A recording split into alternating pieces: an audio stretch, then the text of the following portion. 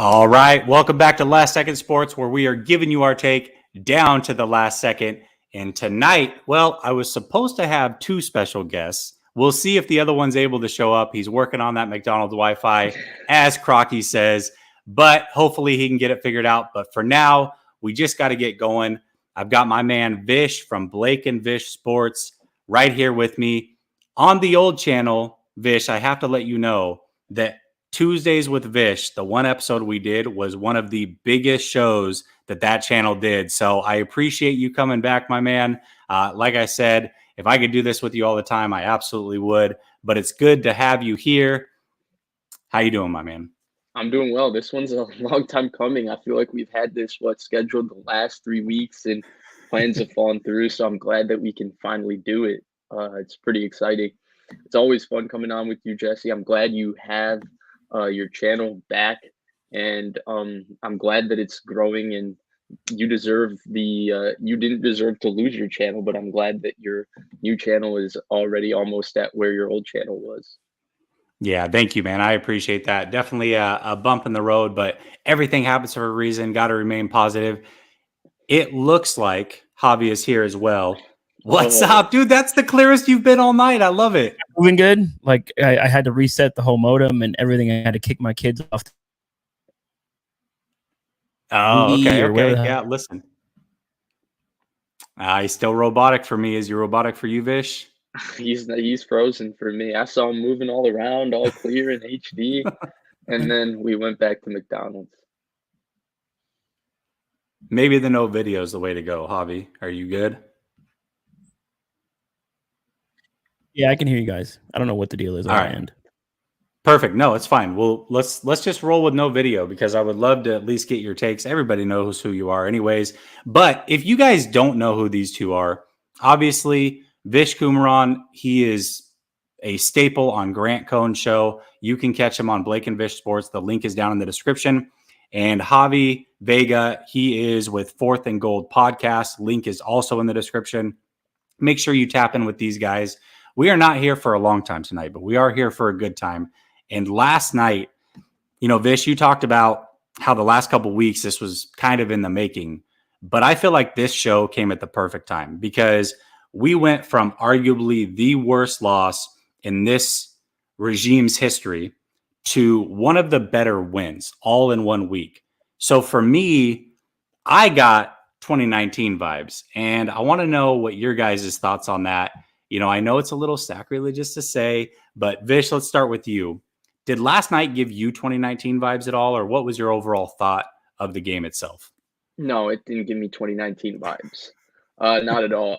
I think the way they won was very different from 2019. I understand where you're going with the run game, but I didn't feel like there was a defensive line just dominating the Rams offensive line. Frankly, I didn't feel like they got a lot of pressure on Matthew Stafford that entire game. But I do see where you're coming from. I got 2020 vibes in terms of how they played the Rams, how they were so schematically ready on both sides of the ball for everything the Rams were doing.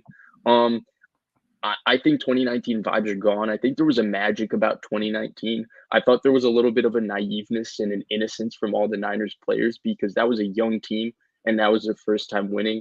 Now you see people like George Kittle and Nick Bosa and Deebo Samuel and Fred Warner. They've gone through the ringer of the bad NFL seasons and the good NFL seasons and the ups and downs.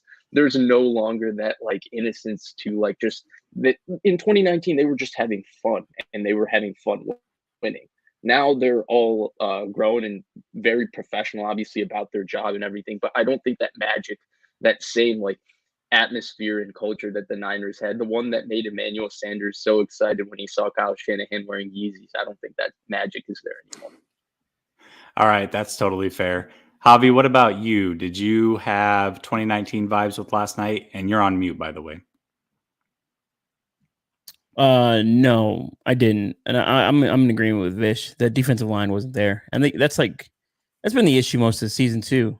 The defensive line has been a big problem, not enough pressure. And that's, you can't ask Bosa to do everything, right? That's kind of what they're asking him to do. Hey, do this, do that. You saw him stand up at one point. Long gone are the days of D Ford and Nick Bosa standing up on one side. Now you got Ibuka and Bosa. It's not the same tandem. I think in the secondary, you're also missing that shutdown guy. Sherman would shut down his third of the field. That was another big factor in the 2019 defense. Was it a great win? Absolutely. They needed this win more than anything because they were reeling. And as Niner fans, we were all reeling. We're like, what is going on with this team? Where's the leadership? Where's this? Where's that? And they came out and did what they should have done all season, is run the ball, play physical on the front end on both sides of the football, and just play smart 49er football. Small errors here and there. There's still some things to clean up because even still, in the passing game, there were some big chunk plays given up by the Niners. Stafford was still moving the ball effectively, but they didn't break in the red zone. Inside that 30-yard mark, they weren't breaking, and that was a plus. Offensively, I mean, the 44 rush attempts, cool, but if that's Mostert back there, did we run for 300? Right? I mean, Mitchell's not as fast as Mostert and doesn't see those lanes as well as Mostert does. So there's that. And part of me wants to get rid of the whole 2019 vibes or 2019 period out of 49er fans vernacular. Like, that was a special run. Let's leave it there and move on. And I think some of the players mentioned it themselves.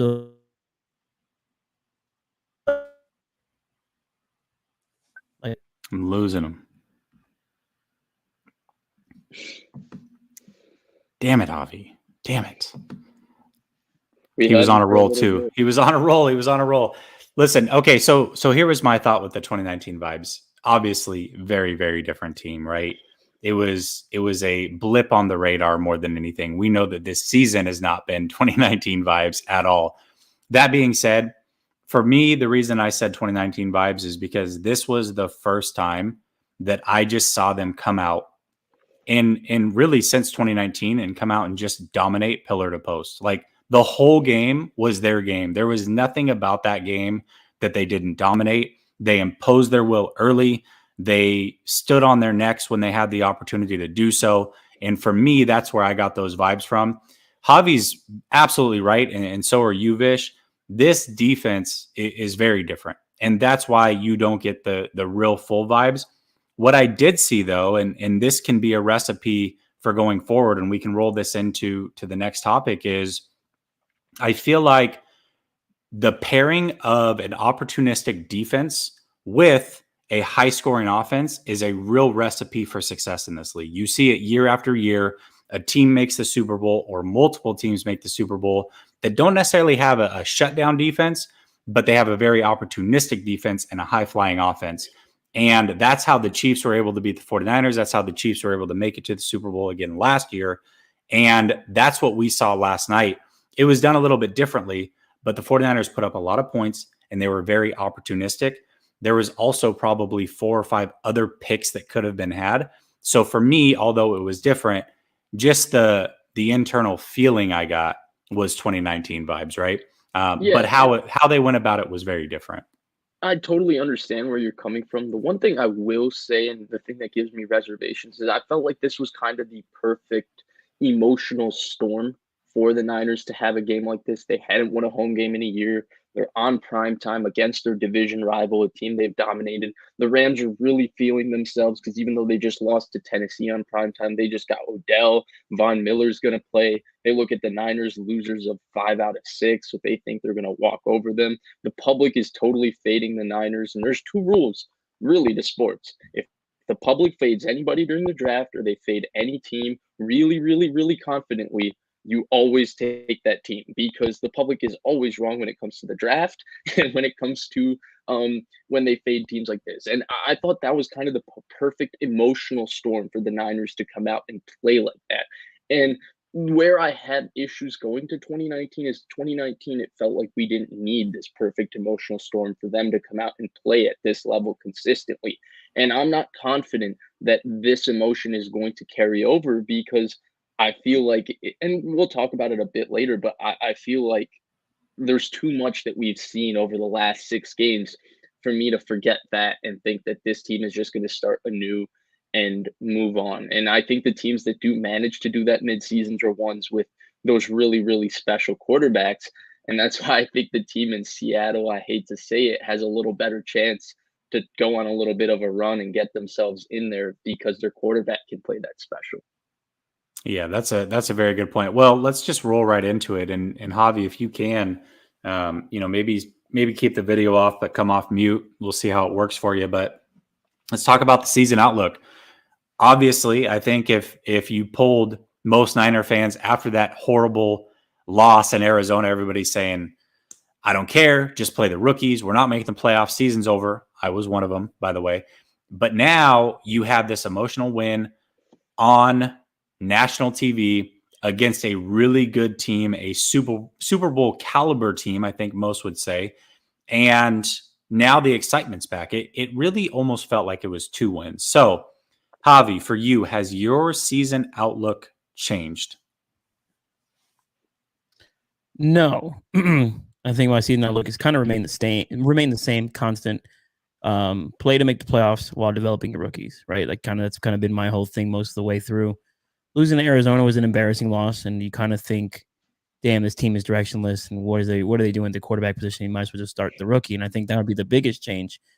When I came into the season, I thought the team would get 10, 11 wins, be a wild card team, and be a first round bounce. And I kind of still believe that. I still believe they're a wild card team, probably going to be a wild first round bounce, just because they're missing pieces. Same thing like we talked about with the 2019 vibes, right? They're still missing that shutdown corner. They don't have really a true second edge rusher. Their pass rush has been inconsistent, and of course, the injuries have been kind of an issue so far with the season. And then Jimmy Garoppolo has been up and down most of the year, so you're not.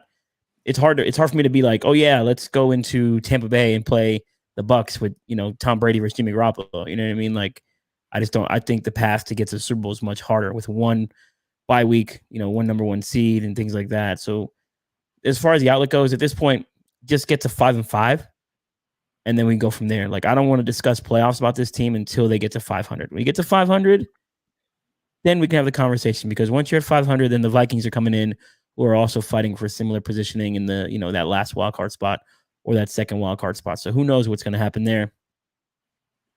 I'm kind of out on the Seahawks. I don't know about Russell Wilson, but I don't know. The Seahawks just in general, they give me bad vibes. There's a lot more stuff going on there. Is Russell back next year? You know what I mean? Is he going to be in Denver or New York or Philly? Who knows where that's going to go? But as far as the outlook goes, I think I've pretty much remained consistent. I would like to see more Trey Lance going forward, but I understand why Kyle hasn't done that yet. Although I don't have to agree, but I understand why he hasn't gone there yet. Yeah, that's very fair. Vish, what about you? Has your outlook changed? Nah, it hasn't changed at all. I mean, we're talking about a team that's won 2 out of 6. Let's be honest. There's not a lot that can change in terms of your outlook based on 1 win. I understand they just smacked a really, really good football team on national television at home. That's fantastic. That's a great win. But to me, in order for my outlook to change, you have to win more than 1 game. I think if they can pull off 1 or 2 or 3 in a row, then I start looking at this team as a real contender. Before the season, I mean, Javi said wild card team. I thought maximum they were a 6-7 seed, 9 to 10 wins. I actually took a lot of heat. My buddy Blake said they would be the 7 seed. I said they might get the 6 seed, and we took a lot of heat for it. But it's just the way I saw this team. I felt like there were too many holes. And I felt like those holes are not too many holes. I felt like there were still remaining lingering question marks that I had about this team that were not solved this offseason. And I didn't like the way their timeline worked with the quarterback they took. And I didn't understand exactly how that was going to work. And that was my big reservation. It continues to be a reservation. I'm just hoping we can just see it play out. But we might not get a real answer on it until we see it play out. But no, my season outlook hasn't changed for them. I think that, while making the playoffs would be all good and dandy, this roster, I've been harping on this so much. This roster is going to be so different next year. This is the last hurrah for this 2019 core. The Raheem Mosterts, the Tarts, the DJ Jones, the K'Wan Williams, a lot of these core starters are likely gone next year because the Niners have to pay big money to Nick Bosa and Deebo Samuel this offseason. They have a lot of players to re-sign, and they don't have a lot of picks or they have quite a few picks, but they don't have, an excessive amount of assets to throw around. So they're not going to be re-signing their own players. They're going to have to rely on a lot of these players that they've drafted to produce who haven't produced so far. And so because of that, I thought so much of this season could be about preparing Trey Lance for when it becomes his team. I think that's an opportunity that's lost on them. Like Javi said, I understand why they're not playing him. I think there's visual evidence in terms of the little we've seen play on why a coach would quote unquote not play him. I personally am of the mindset let him play through those mistakes because as he keeps improving, the team only and your outlook only gets better and better. But again, that's just my opinion on it. I still think it's a missed opportunity, honestly, by not playing him, even if they do become the 7th seed. To add to Vish's point, though, real quick, Jay, Jesse, he's right. I came into the season with same reservations. Like how many years in a row we're going to still keep addressing center, guard, corner, wide receiver? Like every year since they've been here, it's been those 4, and then of course year 6, going into year 6, they still don't know if they have a franchise quarterback, right? So the time, like Vish says, the timeline is just really weird, right? You have this really young quarterback, and now you're going to be paying your best defensive player, Nick Bosa, also probably your best offensive weapon in Deebo Samuel. So yeah, this team is set up to have a rookie contract here, but now if Trey Lance pans out, you probably only got 2 years of that really good rookie contract because you're gonna have to pay him earlier, right? So then it's just a really weird timeline. Now, can the Niners sustain that? Yeah, of course. If you want to pay somebody, they're gonna pay somebody. We saw when they want to pay someone, they'll pay them, right? Fred got paid, Kittle got paid, Trent Williams got paid. Regardless of my feelings of Parag, he still managed to get some of these deals done. But how many years we're going to go into the offseason and think, damn, they need a center. Damn, they need a right guard. Oh, who's wide receiver 3? Oh, also edge rusher on the other side of Bosa. Yeah, it's been a need 4 out of 5. Right, and then what do you do with Dre Greenlaw? Are you going to pay him? Or are you going to keep Aziz? Or are you going to go find yourself another linebacker? There's a lot of questions on this team going into next year. And I'm with Vish on this. This is the last hurrah. And I thought it was really just the last hurrah of that 2017 draft, too. Like, obviously, it's only really Kittle left, but the culmination of what they've done over the last 5 years, this was the last year of that unit, and they're going to have to blow it up. And I hate the word blow it up, but it's going to be a pretty big retool. We may not be in a rebuild because when you really look at it, they do have some really good core pieces. Ayuk and Deebo, solid. Kittle, all-pro. Fred Warner, all-pro.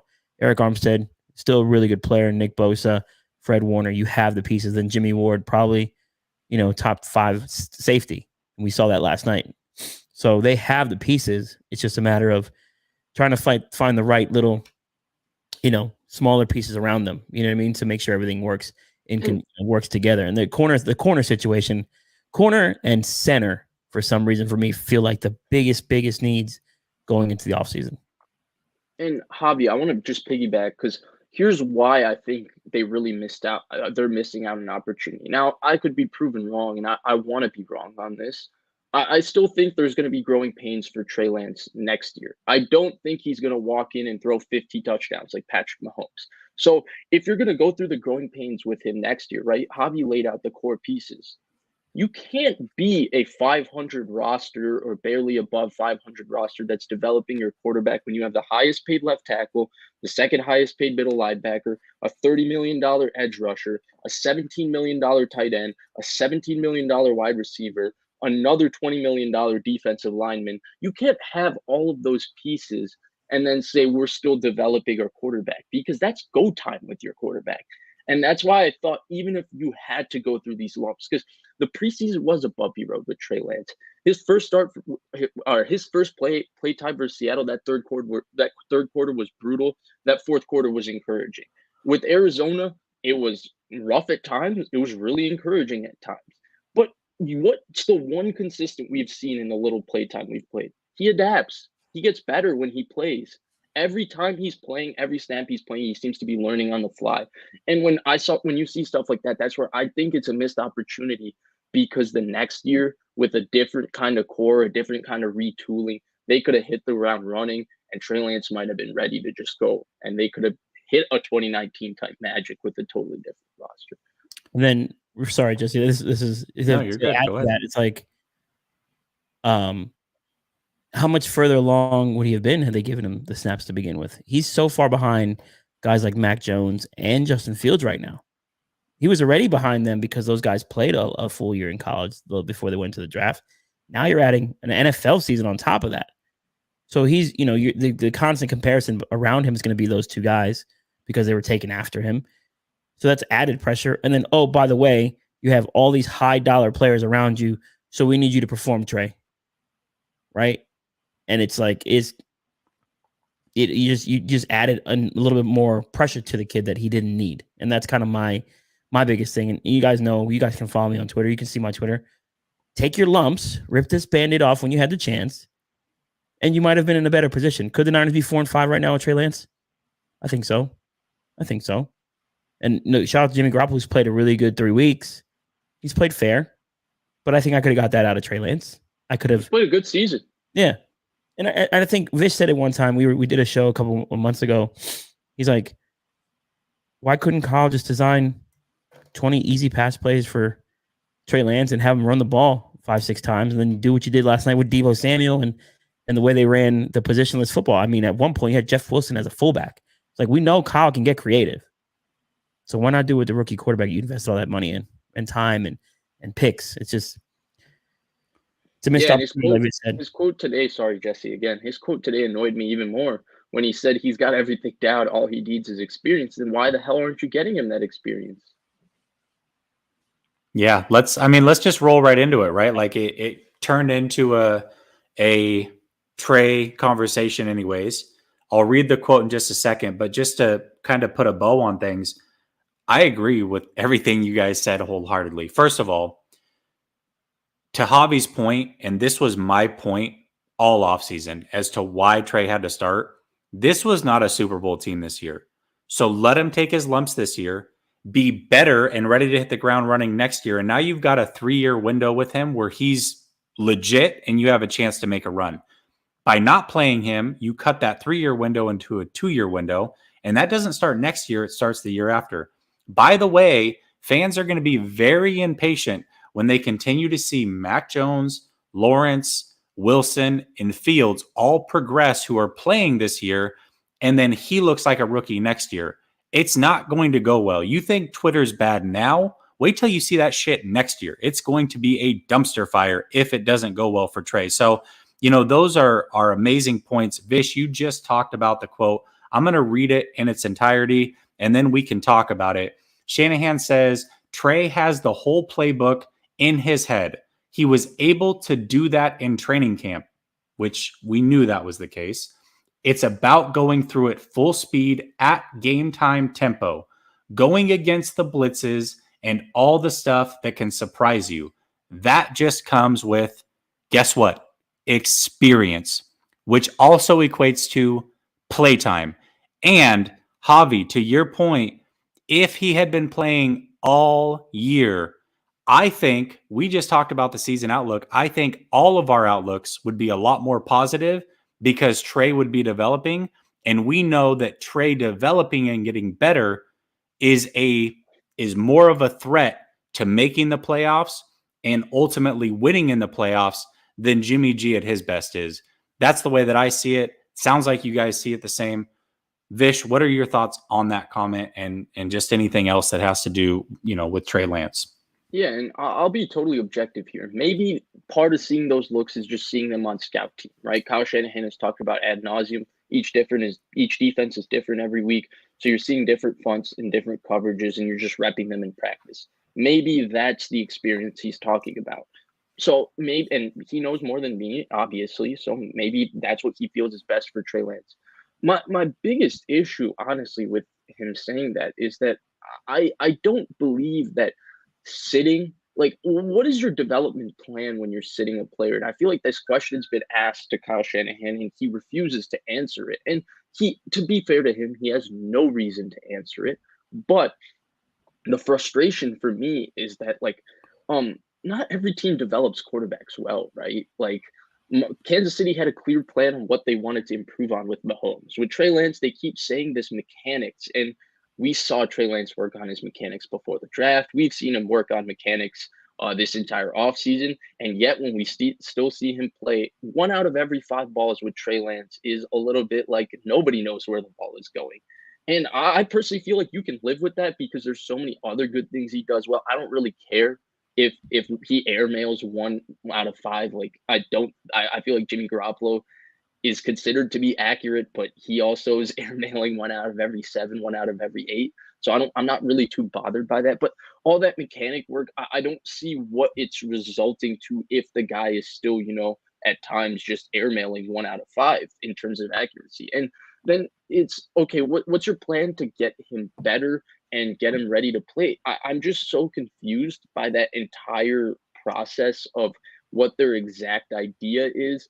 If they feel that he needs to just get better by seeing different looks, why not just have him play in the game? I feel like there's so many ways Kyle can protect him also in the game, so he improves slowly. I think that's protection. Honestly, Zach Wilson has not gotten any protection from the team around him or the play calling. It's been awful. Justin Fields has only started getting a little bit of help in protection recently.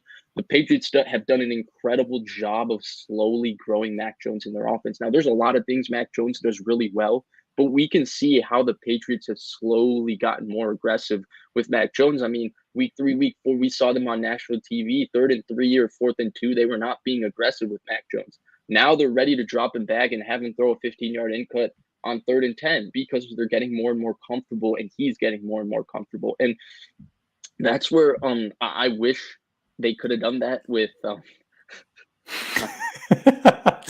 that is an all-star crew. I don't know if we can live up to that, Yeah. but we're trying. But I don't know if they what the exact I told you I don't get the timeline. I don't know what the exact plan here with Trey Lance is. I guess maybe next year they'll just shut me up and Trey Lance will be an MVP candidate just like Mahomes, blah blah blah. But I feel like they also were using the media to really, really boost themselves up for taking him, right? They're hiding behind we never had the plan to start him. But I remember national reporters saying, ooh, Trey Lance has looked really good in practice. Ooh, the buzz out of San Francisco is that he's pushing Jimmy G. Benjamin Albright said, I don't know anybody, but I've heard Mahomes 2.0. We heard all of this, right? So they did gaslight us as fans, acting like there was a chance he was going to start. So I would appreciate, maybe, I mean, again, he doesn't owe us it, but he's a guy who prides himself on honesty, and I feel like he's been very slick in this situation. And I think he's hiding behind the fact that there's people willing to do whatever it takes to make it seem like he's been consistent when he hasn't been. I agree with that. Javi, let me ask you the question in a little bit different way. Do you think last night's game puts an end to any chance that we see Trey starting this season? No. Okay. No. What? Real quick, but Bigfoot's mom. I do not have an IG.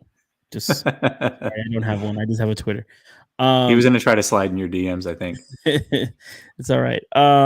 No, I because we've seen the level of inconsistency Jimmy Garoppolo brings week in, week out. Right? At some point, we're going to get the Jimmy game where it's 2 picks early on, and he's the reason why the team is losing, not the reason, not a fumble by Ayuk or a fumble by Kittle, right? Like eventually that's going to happen. Like we know that's coming, right? And if it might be in a game where they need it. Like what if the Niners are 6-5 going into Seattle at Seattle? Jimmy starts off rough, and you need that game because Seattle won their last 2, so you have to win that game. And Jimmy starts struggling. Yeah, you might see him, and then if God forbid, well not God forbid, but what if Lance plays well in that 3 quarters or whatever it is that he might give you, then you probably might have to stick with him. Because if it's not an injury excuse for Jimmy Garoppolo, it's a play excuse. And if he's playing poorly, then you got to put the kid in. And there's gonna be calls for it. So yeah, I think there's still a chance that Trey plays. I thought week 11 would be the week. Jimmy said, nope, not this week. But at the same time, Kyle Shanahan basically said, let me just run the ball 44 times and, mask my quarterback as much as possible. I'm going to ask him to make a couple of throws because he made a couple of really good throws yesterday, anticipatory throws. So I got to give Jimmy that. But at the end of the day, I think there's still a chance that Trey gets some play and potentially starts, especially if it's one of those situations where Jimmy shows up and it's bad Jimmy, because we know there's good Jimmy, we know there's mediocre Jimmy, and we know there's bad Jimmy. And more often than not, we're going to get mediocre to bad. And yesterday was good. So it just is what it is. Yeah, Jesse, go ahead, if you Vish. don't mind me jumping in real quick, there's something I forgot to mention. What I did want to say is the reason I'm extra confused by this is because if you go look since 2011, since this rookie wage scale has come around, there is absolutely zero correlation between a quarterback's performance based on whether they sit or start. For every Mahomes, you have Jake Locker, and for every Sam Darnold, you have Josh Allen, Andrew Luck, Cam Newton, all these guys, right? Like Trey Lance, everybody loves comping him to Josh Allen. I personally hate that comp. I've done a few videos if people want to go see why I don't like that comp. But the bottom line is with Josh Allen, for all the developmental whatever, the dude started playing since his second half of game one of his rookie year. They started Nathan Peterman. They realized he sucks. Josh Allen played pretty well in the second half of that game, and he only played 11 games as a rookie because he got hurt. But he would have started basically 15 out of 16, just the same way Justin Herbert ended up starting 15 out of 16 last year. So again, I'm not telling you that I think the Niners are developing Trey Lance incorrectly. What the hell do I know? I have no clue about that. I'm just telling you that it's bad faith to say that simply by sitting, he's becoming a better quarterback when there's zero correlation on whether sitting or starting makes a guy a better quarterback, because we have years of data that shows that for every Russell Wilson who starts from day one, you also have, a Sam Darnold who starts from day one. And for every Aaron Rodgers and Patrick Mahomes who don't start from day one, you have a Jake Locker or JP Lossman. Yeah, absolutely. And you've said it. I've heard you say it a lot of times, Vish. Do we really think that Patrick Mahomes wouldn't have looked good his rookie year? I mean, everybody on that team has come out that was willing to and said that he looked amazing in practices. So, like to be that arrogant and say, well, I mean, look at how it worked for Patrick Mahomes, and to think that there was any possibility that he wouldn't have looked good his rookie year at some point and looked really good. I think that's arrogant in my opinion. But I would say this, as far as can Trey start or will he start? Listen, it's definitely on hold for now. It probably would have happened this week had they lost, but they're also one bad Jacksonville loss away from it happening. So I feel like they're just as close as they've been. It seems like since, I don't know, the Colts game, they've been one game away. And then finally they beat the Bears. Then they lose. Then they beat the Rams. So we're always one game away, I feel like. I mean, Kyle basically said it. He thought Trey played okay versus Arizona. He said there was some good, some bad. We all know that. Had he not got injured, he would have played versus the Colts. Kyle's admitted that. Yeah, but I also found that to be disingenuous because he said it's because Jimmy wasn't fully healthy, which then implies to me that even if Trey started against besides his face, man. Yeah, that's what it implies. Then I draw the conclusion. Okay, then if Trey started against the Colts, we would be back to Jimmy against the Bears if he was healthy. Unless Trey wins that game, and then you have your controversy, and then you get Trey versus Justin, which is what I wanted in Chicago, but I didn't get that. Well, I wanted Trey. Listen, I'm going to the Jacksonville game, so I wanted Trey this week. So, as happy as I am about the win, I'm a little bummed that I don't get to see. Yeah, thanks, Javi. I appreciate that. Versus Jimmy G. So I'm not feeling bad for you at all, Jesse. We did get to see our king, Justin Fields, though, Vish. He looked good when we watched. He did look good, but the king of that game was Jimmy Wheels. Jimmy Wheels, baby, Jimmy Wheels. Feels great, baby. What's a better nickname? Is it Jimmy Wheels or Teddy Two Gloves? I like Two Gloves. Yeah, Well, Jimmy had 2 gloves on versus the Colts, so Jimmy's a man of many hats. Let's put it that way. Yeah, he is. Well, listen, let's stick with the rookie QBs, and I would say more so last week than it has been this week. But the Mac Jones hype train is just running rucksaw, at least all over Twitter it is. And, people are now coming out and saying, well, they clearly, they messed up the pick. It should have been Mac. It should have been Fields, whatever. A lot of revisionist history happening. But I kind of got this topic off of something you said, Javi. You and I were going back and forth with some people in a chat. And you talked about if the draft was today, that you felt like it would have changed a little bit. So let's go off that. Let's get your comments on it. If the draft was today, how do you think it would have gone differently? If the draft was today, I think Trevor still goes 1 because he was the clear-cut 1. Like you're not changing that. Mac goes 2 to the Jets. Fields goes 3. Like that's just how part of it. I think part of that 3 thing is me being biased because I really, really like Justin Fields, but it's based on what we've seen out of out of Mac and Fields. Fields could have definitely started for this team right away. Now, would Kyle let him start? Who knows? But he had an opportunity to start here. And then you'd probably go Lance to Atlanta at 4 because you knew they were going to take a quarterback. And then Zach Wilson falls somewhere, somewhere like maybe he goes to the Patriots at 15 or whatever it was. Or maybe the Bears. Maybe the Bears make a mistake and take him. But I think just looking over the draft prospects, I think it's fair to say Mac is Mac. Mac is kind of what me and Vish and others expected. When we talked about it privately, like Mac might be the most pro ready, and he's going to be another Jimmy Kirk Cousin type clone, and that's good enough. But at the end of the day, that ceiling is super low, so you can only do so much of that. Now the Jets, would they have ruined him? Situations matter too, right?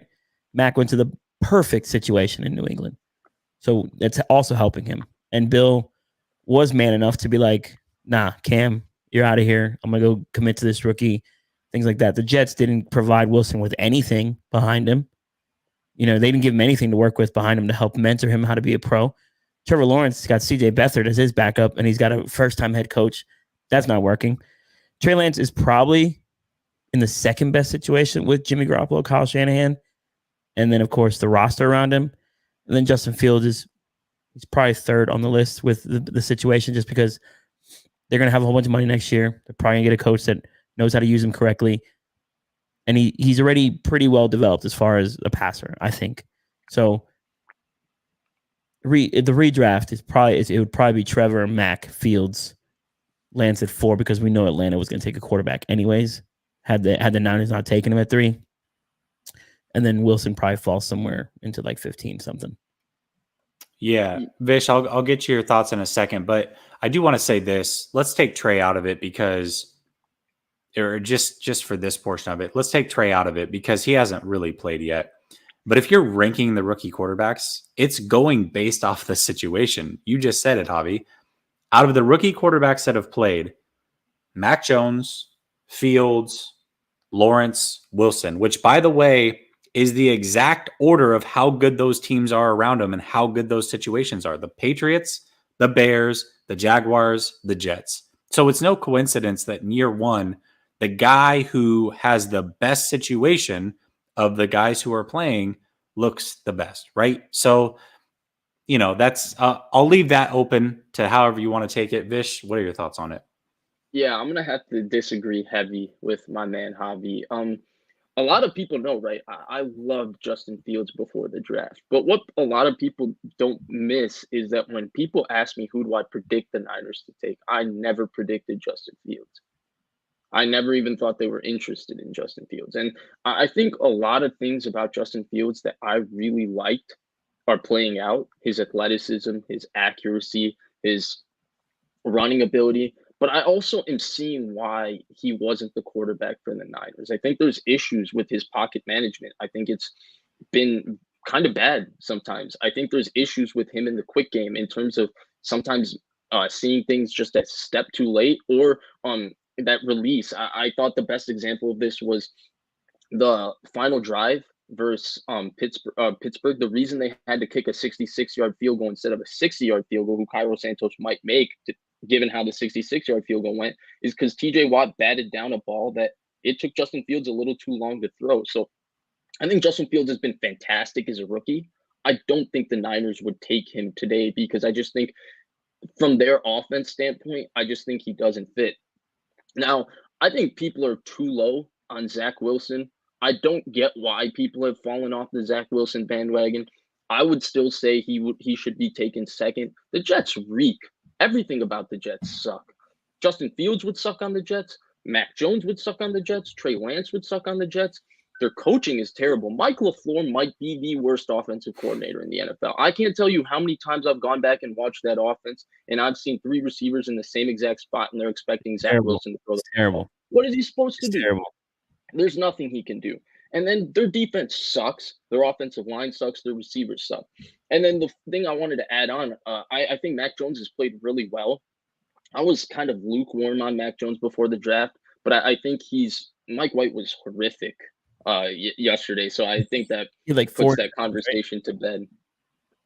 But I think with Mac Jones, I don't think every quarterback would have succeeded in that New England situation. There's issues with New England that they've had that people have kind of overlooked. And Mac Jones has been able to kind of overcome because at this point, he manages the pocket probably better than any rookie we've ever seen.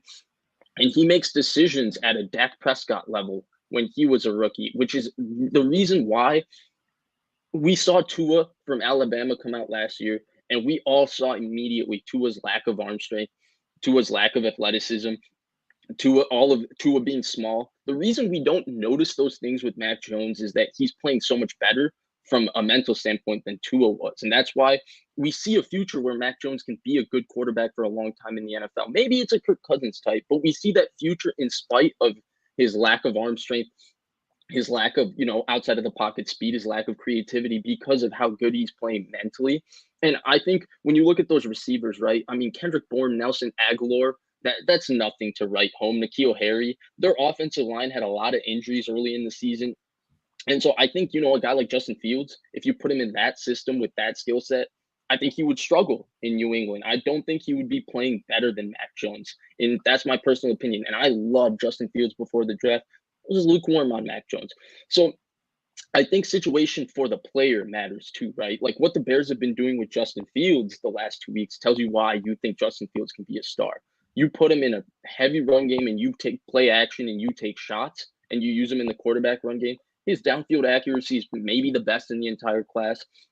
And his ability to stand in the pocket, stand tough and tall with people around him and still look to push the ball down the field. It's a little bit Ryan Tannehill. Like you put him in a Tennessee style offense, he's fantastic.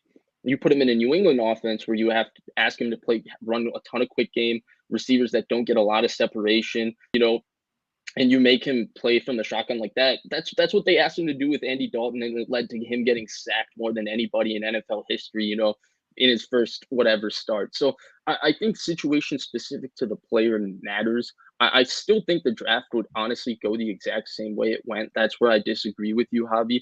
I don't think there's anything about Mac Jones that's shown that he's somehow better than Zach Wilson to say that he should be drafted there when I just don't know why he hasn't gotten those excuses. That's what I'll say about Zach Wilson. I think other players have gotten him. I think Lawrence is kind of special in the sense that you see the special talent in spite of everything around him being. Yeah. Can I swear, Jesse? What's that? Can I swear? Yeah, go ahead. Everything around him being shitty. I think we've seen that, Lawrence is special. He overcomes it, whatever.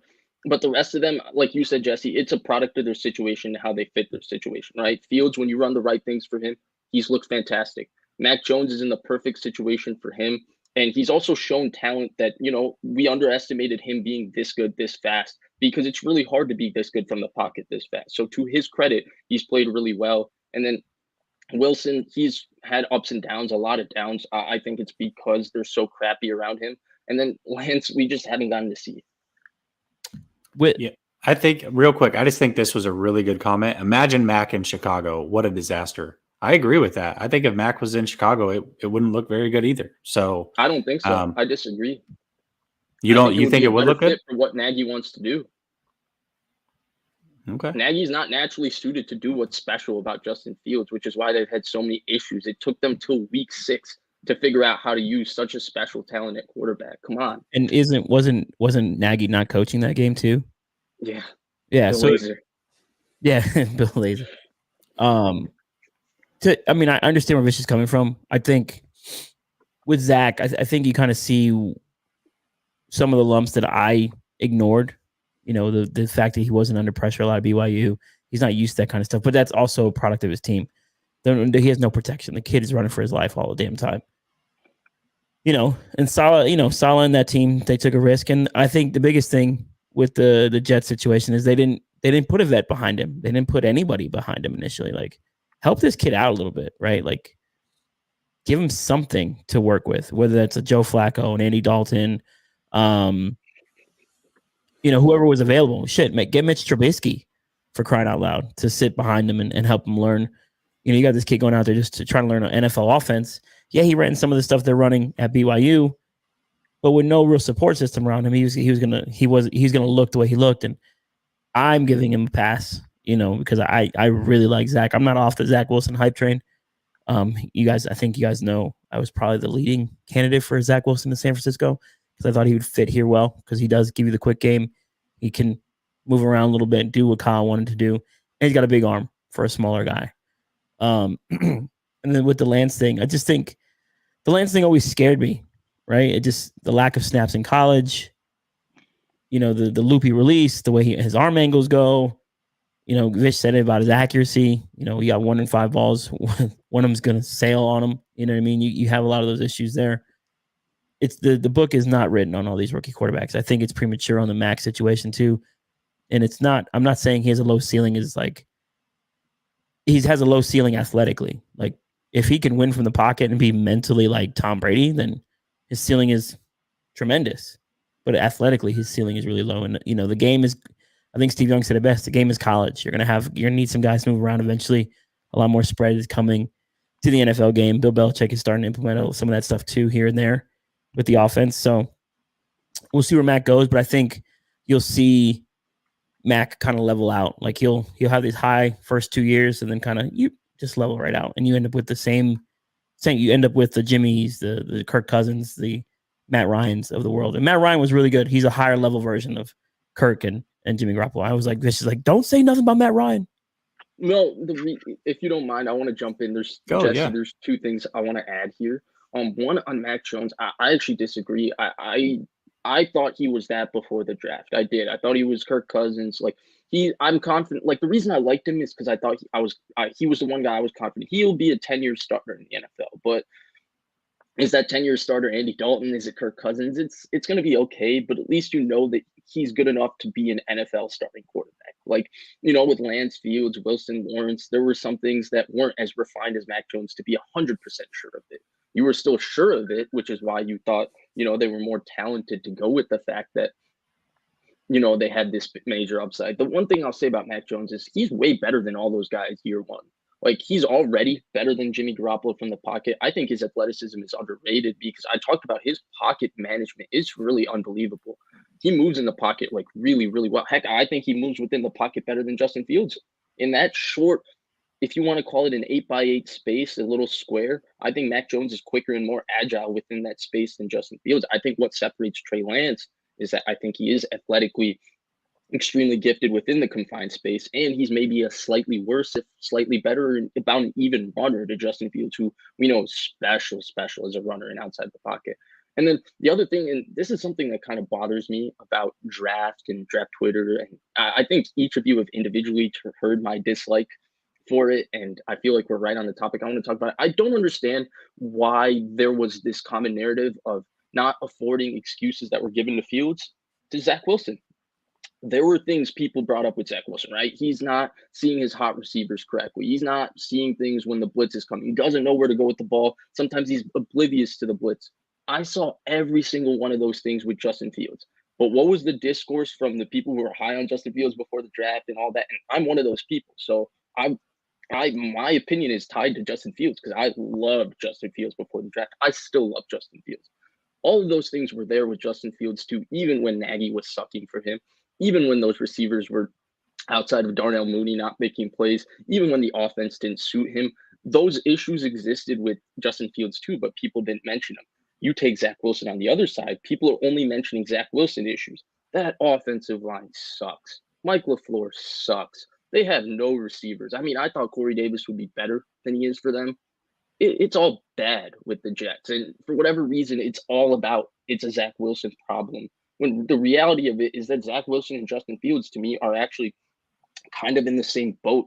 I just think, unfortunately, Wilson's got hurt. I think we will see, because I thought Mike LaFleur did better when Mike White was in at quarterback. Obviously, Mike White's not very good. We saw that last week. I think it'll be better for Wilson the same way it's been better for Fields the last 2 weeks. Yeah, that's totally fair. Vish, I know you are pressing up on time. Are you good or you got to get going? I got another like 10, 15 minutes, so let's go. I'm enjoying this. This is awesome. All right. Are you good, Javi? Yep. Yeah, he's like, I just cracked another beer. I'm good to go.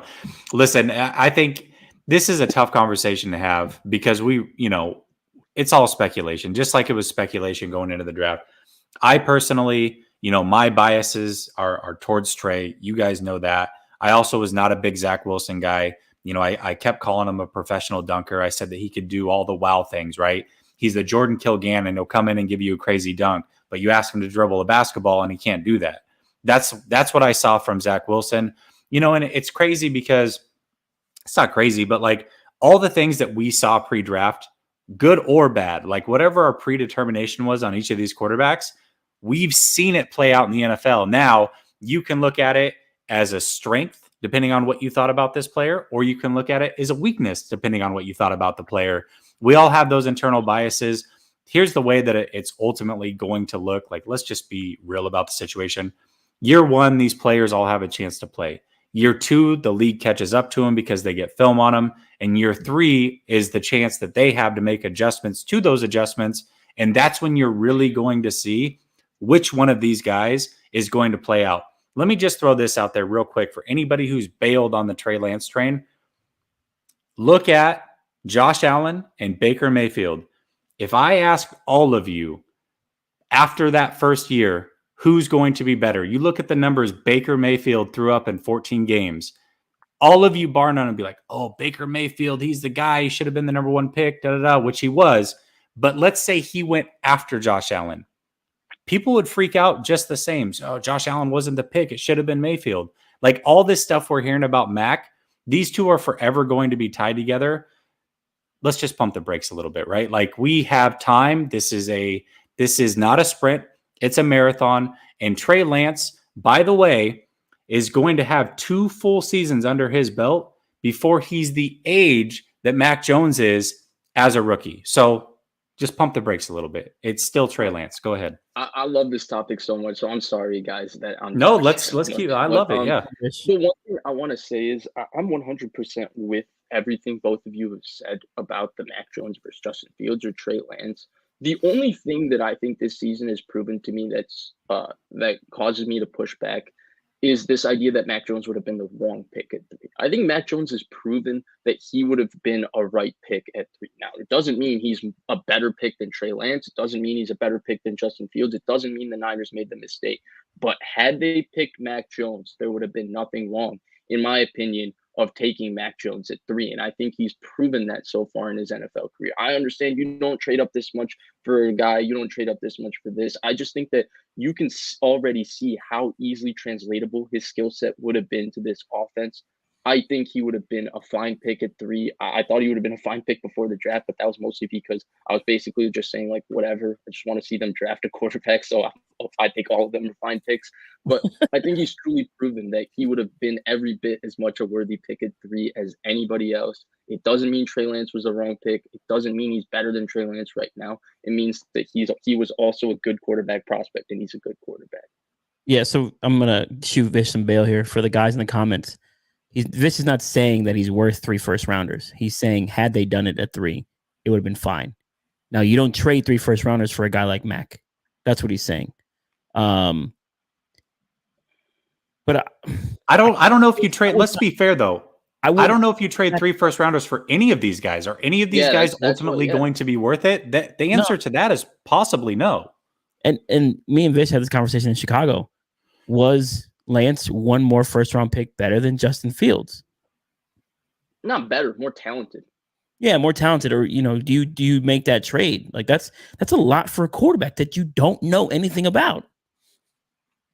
To me, it's scary because it's a lot for a quarterback that you know is the 3rd choice in the draft because there's 2 quarterbacks. You already knew there were 2 quarterbacks going in front of him, which is where it all becomes a little bit fuzzy. Then it becomes the value question. We're not dumping on the 49ers this week because all 3 of us as fans are so excited they won. So we'll save our conversations about value for Twitter Spaces if things go bad next week.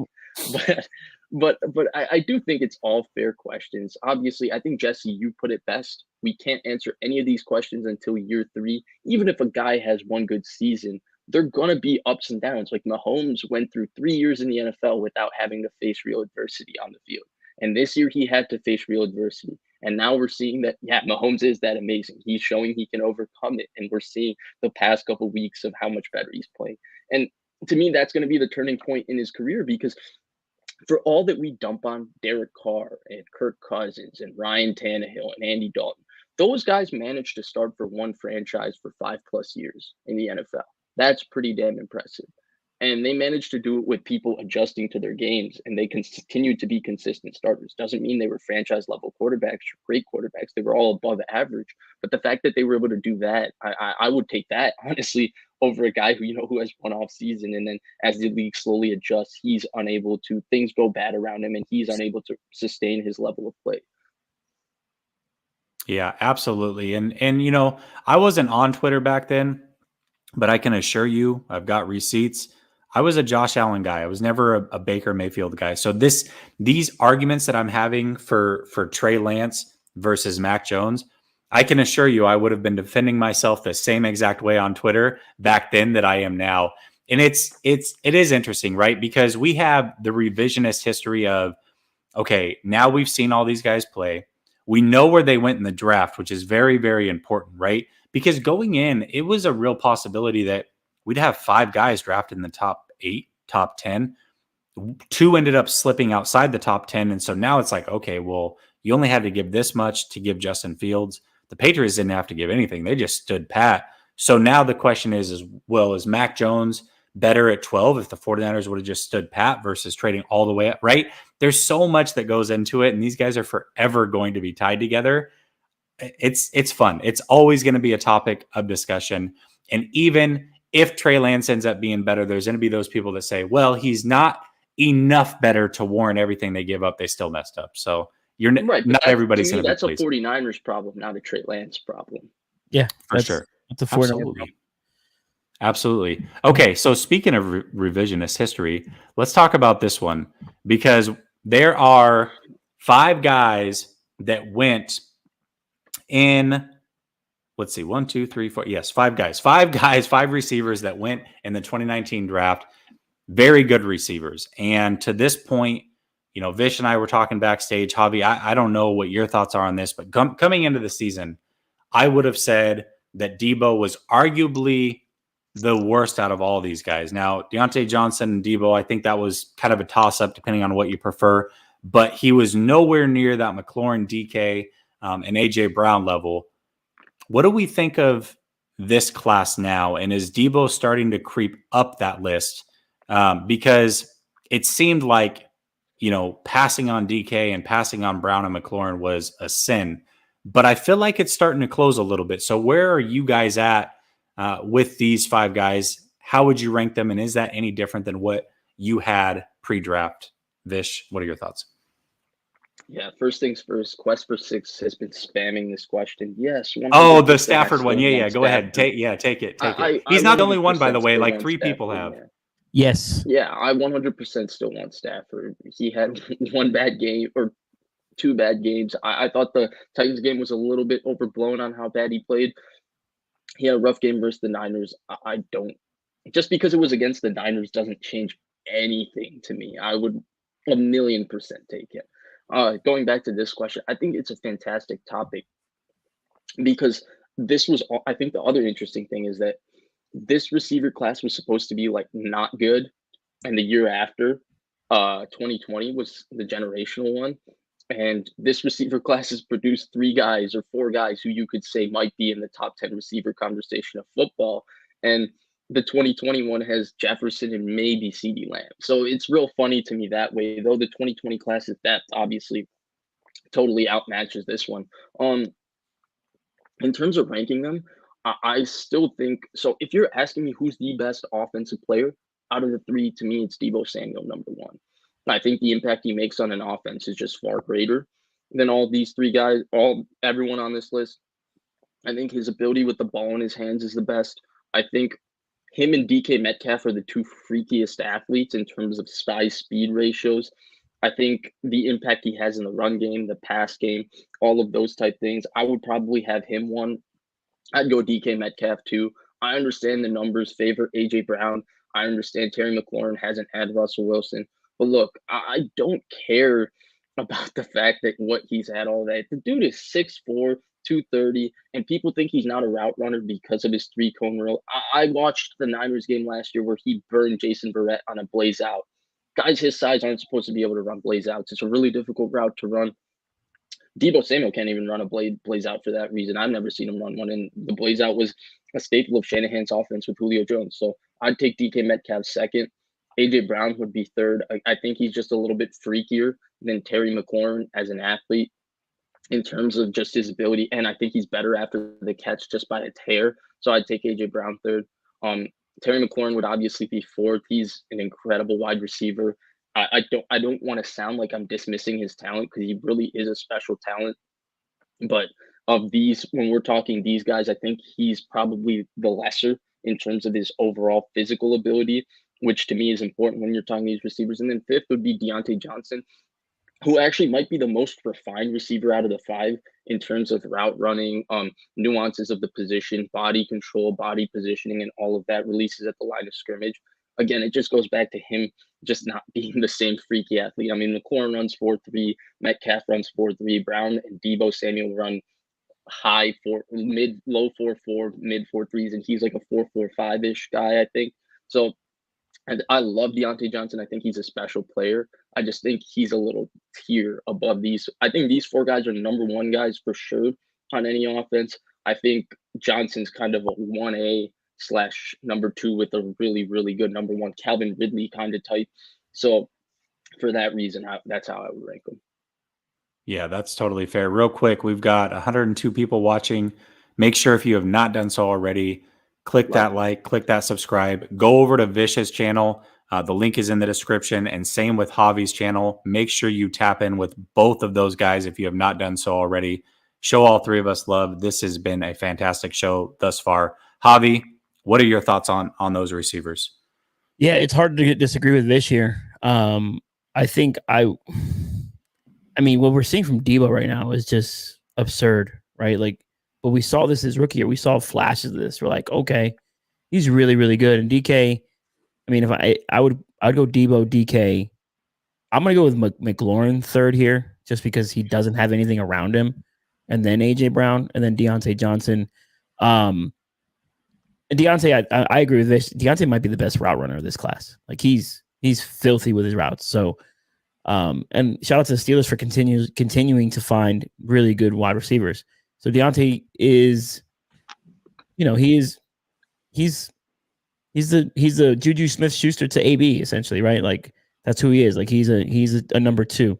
Deebo is what he's doing now. The Niners being able to play positionless football. Deebo lined up in the backfield. Deebo's in the slot. Deebo's out wide. Deebo, motion here, motion there. So he gives you so many options.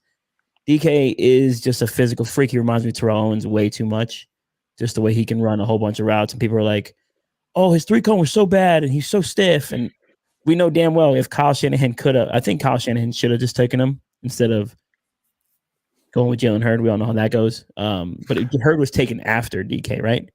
Yeah, DK was pick 63, I think. Hurd was like the third pick in the third round. I also think DK's medical with that neck injury scared people before the draft. I think that's actually more of a factor than a three-cone on him only. If you remember that draft process, then DK came out and said the Niners said I had an anger problem. I guess we're seeing that anger problem last couple of weeks with DK and his temper tantrums on the field. So there might be something to that and why they didn't take him. But yeah, I would go Deebo, DK, McLaurin, AJ Brown, and Johnson. AJ is just he's been banged up too much. That's part of the issue with him.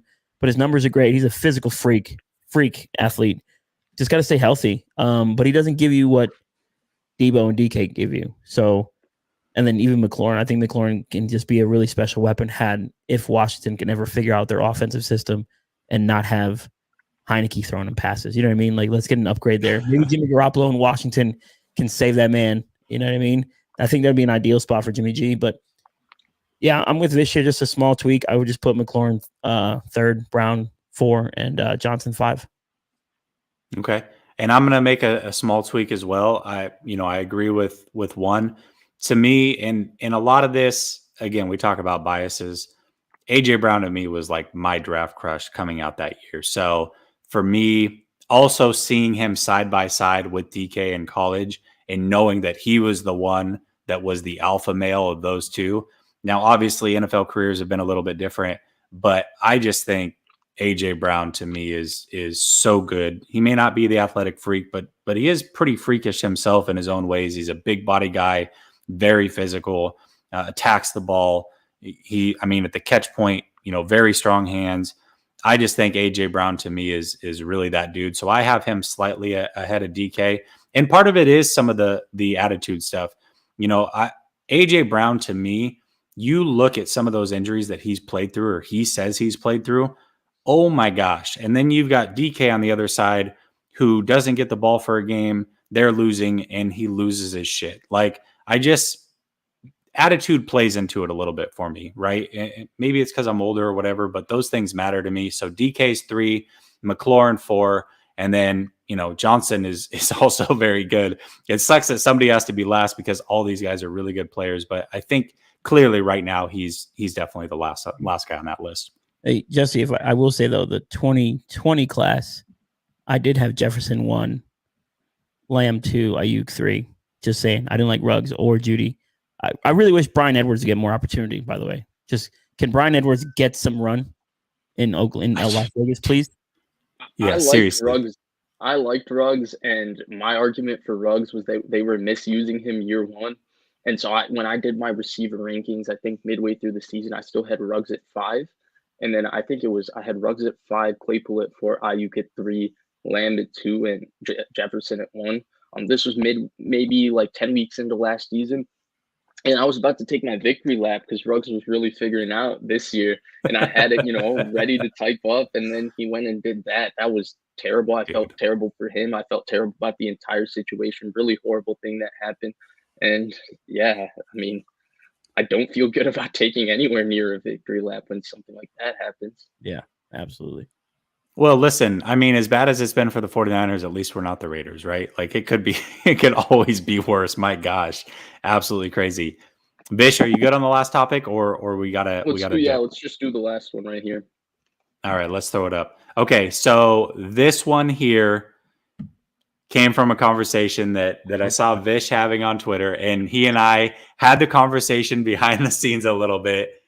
Aldon Smith, Nick Bosa, why don't you lay out the conversation a little bit, Vish, and give us your 2 cents on it? Yeah, this is Aldon Smith all day. Nick Bosa is a very refined pass rusher. He's an excellent player. Aldon Smith was a freaky, generational, one-of-one type pass rusher that we got to see. He was, let me put it this way, the best pass rusher I've ever seen is Von Miller, edge rusher. Aldon Smith was on the same level as Von Miller when they were both early in their career. And there was nothing about Von Miller that you could say was truly better because Aldon Smith was every bit as freaky as Von Miller. I interviewed Jaquaski Tart about a year ago, and I had a conversation with him offline because I told him I was going to ask him this question. I also told him I know the answer to the question. And I asked him on air, who's the best player you've ever seen? He spent a month and a half with Aldon Smith. Aldon Smith, the year Tart got drafted was the year Aldon Smith got cut. Life fell apart, everything. He said Aldon Smith was the best player he's ever seen on a football field. Eric Armstead, who was drafted in that same class, has been on the record, had been quoted saying that Aldon Smith's the best player he's ever seen. Eric Armstead, I think Eric Armstead was that draft, and he was quoted saying the same exact thing. So if they spent a month with the guy and they tell you he's the best player he's ever seen, I have no words for it. A lot of people bring up Justin Smith. I get it.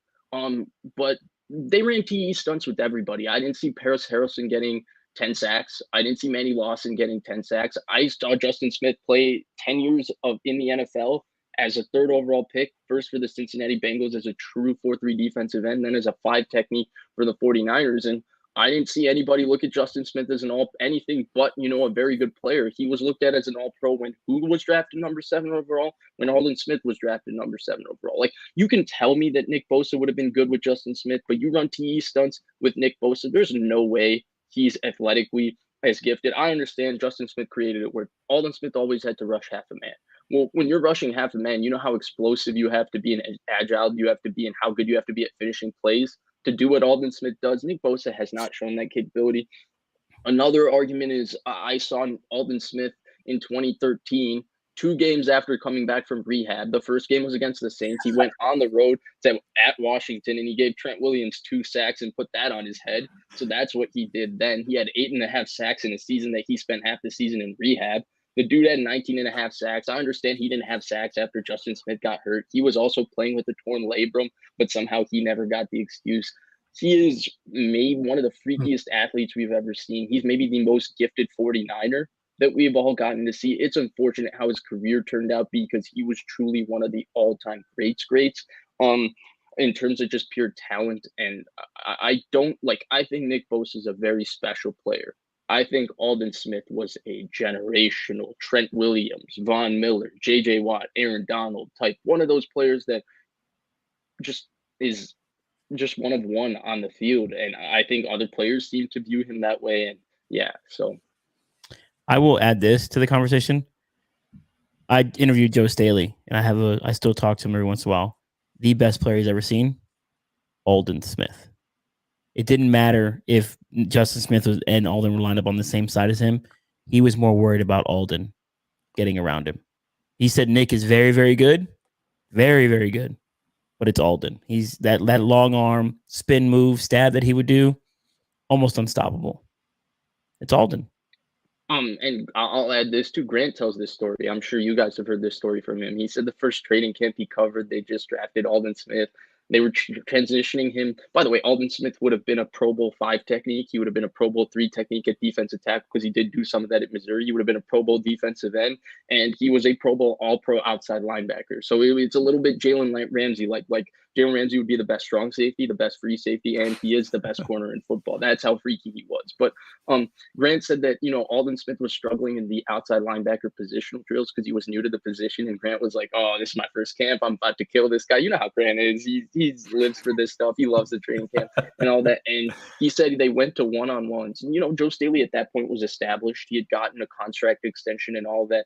And he said Joe Staley couldn't even put his hands on Aldon Smith. Aldon Smith, at that point, he was raw, drafted out of Missouri, third-year sophomore.